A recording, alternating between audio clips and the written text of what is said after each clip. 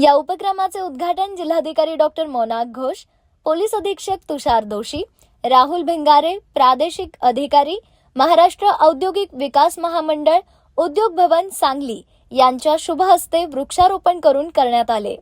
कार्यक्रमास प्रमोद चौगुले, मनोज सारडा, अण्णासाहेब उपाध्ये, बजरंग भाऊ पाटील अध्यक्ष शिवसेना, तुषाल शिवशरण निसर्गतज्ञ, राहुल डोंगरे, सागर भनमाने, प्रवीण मिरजकर, कृष्णा व्हॅली क्लब, सारंग साठे, बन्सीकाका ओसवाल, डॉक्टर रवींद्र वोरा, क्वालिटी पॉवरचे पांडियन दीपक वायचळ तसेच MIDC परिसरातील विविध उद्योगांचे उद्योजक, पर्यावरणप्रेमी नागरिक आणि विद्यार्थी मोठ्या संख्येने उपस्थित होते।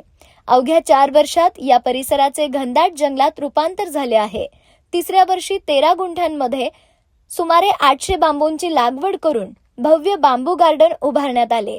चौथ्या वर्षी सुमारे 400 मोहगनी वृक्षांची लागवड करण्यात आली असून एका वर्षातच त्यांची वाढ 5 ते 6 फुटांपर्यंत झाली आहे। यावर्षी बटरफ्लाय गार्डन आणि फ्लोरल फॉरेस्ट या संकल्पना प्रत्यक्षात उतरवण्यात आल्या आहेत। भविष्यात हा परिसर सांगली जिल्ह्यातील निसर्गप्रेमी विद्यार्थी, संशोधक आणि पर्यटकांसाठी आकर्षणाचे आदर्श केंद्र म्हणून विकसित होईल असा विश्वास उपस्थित मान्यवरांनी व्यक्त केला।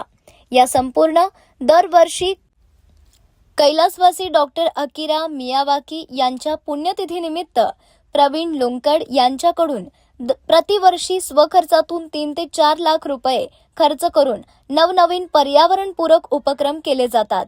कार्यक्रम आयोजनासाठी श्रीशैल मोटगी, संगीता पागनीस, अधिकराव पवार, प्रशांत चव्हाण, रघुनाथ सातपुते, विनायक जोशी, आसिफ मकानदार, राजेंद्र पाचोरे यांच्यासह सर्व शिक्षक, कर्मचारी आणि स्वयंसेवक यांनी परिश्रम घेतले।